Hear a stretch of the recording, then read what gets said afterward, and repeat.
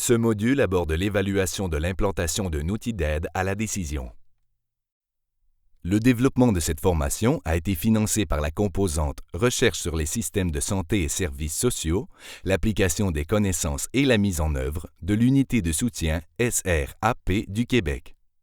L'agence subventionnaire, les auteurs et leurs organisations affiliées n'ont pas d'intérêt en jeu dans les pratiques adoptées par les apprenants et apprenantes pour choisir ou concevoir des outils d'aide à la décision suite à cette formation. À la fin de ce module, vous serez en mesure de choisir un plan d'évaluation de l'implantation d'un outil d'aide à la décision. Selon la définition de Proctor et de ses collaborateurs, publiée en 2011, les mesures d'implantation se définissent comme la mesure des effets d'action délibérés et intentionnels pour implanter de nouveaux traitements, pratiques ou services. Les mesures d'implantation agissent comme indicateurs du succès de l'implantation, indicateurs proximaux du processus d'implantation et résultats intermédiaires clés avant les mesures d'impact sur les services ou cliniques. Ainsi, la mesure d'implantation sert à évaluer les processus d'implantation qui sont intermédiaires à la mesure d'impact. Par exemple, si l'intervention consiste à implanter un outil d'aide à la décision et une formation professionnelle, un indicateur d'implantation pourrait être de mesurer le nombre de personnes qui ont reçu l'outil, et une mesure d'efficacité sera d'évaluer, au moyen de l'analyse des enregistrements audio des consultations, si la décision a bien été partagée. Ainsi, si l'on observait que les outils n'ont pas d'impact sur l'adoption de la prise de décision partagée, alors la mesure d'implantation permettrait de vérifier si c'est dû au fait qu'ils n'ont pas été distribués ou reçus. Les indicateurs d'implantation peuvent être mesurés de diverses manières, soit par questionnaire, enquête, banque de données administratives, focus group ou entrevue, étude de cas ou observation. Nous allons maintenant décrire un à un les 8 différents types de mesures d'implantation suivants, soit l'acceptabilité, l'adoption, la pertinence, la faisabilité, la fidélité, les coûts, la profondeur et la durabilité. Pour illustrer les différentes mesures d'implantation au cours du présent module, nous utiliserons des exemples issus du programme MAGIC. MAGIC est l'acronyme du projet Making Good Decisions in Collaboration. Ce programme, financé en 2010, comportait 2 sites d'implantation de la prise de décision partagée en Angleterre. MAGIC a été développé afin d'encourager la prise de décision partagée en première ligne, puis la diffusion des apprentissages dans les autres milieux de la santé. L'acceptabilité est le premier indicateur d'implantation que nous vous présentons ici. Elle est définie comme étant la satisfaction ou le confort des personnes ciblées face à l'innovation ou la pratique innovante. Elle peut se décliner comme étant la satisfaction ou le confort envers le contenu ou le format de l'outil d'aide à la décision ou envers le mode de distribution de l'outil.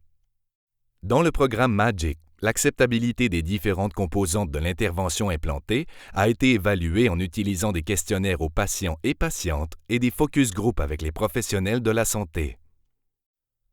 L'adoption, le second indicateur d'implantation, est définie comme étant l'intention, la décision initiale ou l'action de tenter ou d'utiliser une innovation ou une pratique fondée sur des preuves. On trouve couramment des applications de cette mesure, comme les mesures d'utilisation, d'implantation initiale ou d'intention d'adopter un outil d'aide à la décision.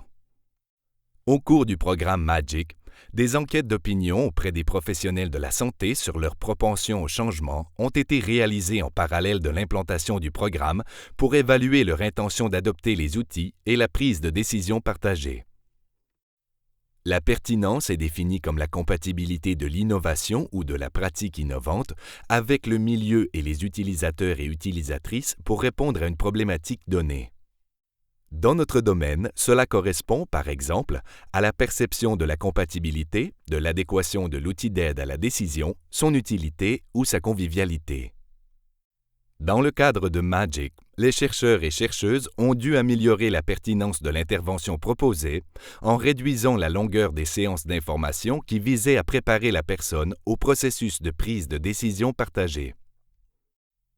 La faisabilité est pour sa part la facilité à utiliser et implanter avec succès une innovation ou pratique innovante au sein d'un environnement donné.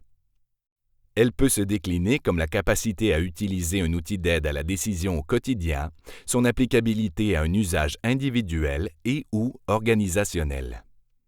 Les indicateurs de faisabilité utilisés au cours du programme MAGIC incluaient, par exemple, le niveau d'implication de l'équipe clinique lors de l'implantation du programme ou la capacité de diffuser l'information concernant le programme à grande échelle via l'intranet, les blogs et les réseaux sociaux comme Twitter.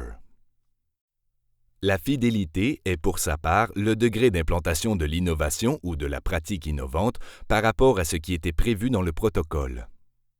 La fidélité peut aussi se décrire comme la conformité, l'intégrité, l'adhésion livrable attendue ou la fiabilité.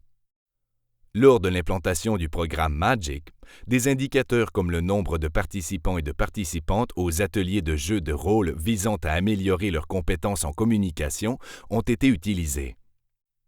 Les coûts d'implantation consistent à mesurer et estimer tous les coûts relatifs aux efforts d'implantation. On parle aussi de coût marginal, de ratio coût-efficacité ou de rapport coût-bénéfice. À ce jour, on ne retrouve pas d'évaluation économique du programme MAGIC, mais le coût des interventions mises en œuvre est discuté dans plusieurs de leurs publications. La profondeur de l'implantation correspond au degré d'intégration de l'innovation ou de la pratique innovante dans un environnement de service et ses sous-systèmes. Dans notre domaine, on pourrait ici mesurer la facilité d'accès à l'outil dans un environnement, sa diffusion dans les réseaux de soins et de services ou sa dissémination. Dans le cadre de MAGIC, les chercheurs et chercheuses ont mesuré l'accès aux outils d'aide à la décision imprimés et sur l'intranet dans les milieux. Et finalement, la durabilité correspond à la mesure du maintien ou de la mise à l'échelle d'une innovation ou d'une pratique innovante récemment implantée. On parle également d'incorporation, d'intégration, d'institutionnalisation, de rythme d'utilisation ou de routine. Aucune donnée n'est disponible sur la durabilité du programme MAGIC. À ce jour, le champ de l'évaluation de l'implantation des outils d'aide à la décision offre plusieurs perspectives de recherche, notamment la diffusion et l'adoption d'une taxonomie harmonisée pour parler des indicateurs d'implantation, le développement d'outils de référence pour évaluer ces indicateurs et le développement de techniques de modélisation pour prédire les résultats de l'implantation.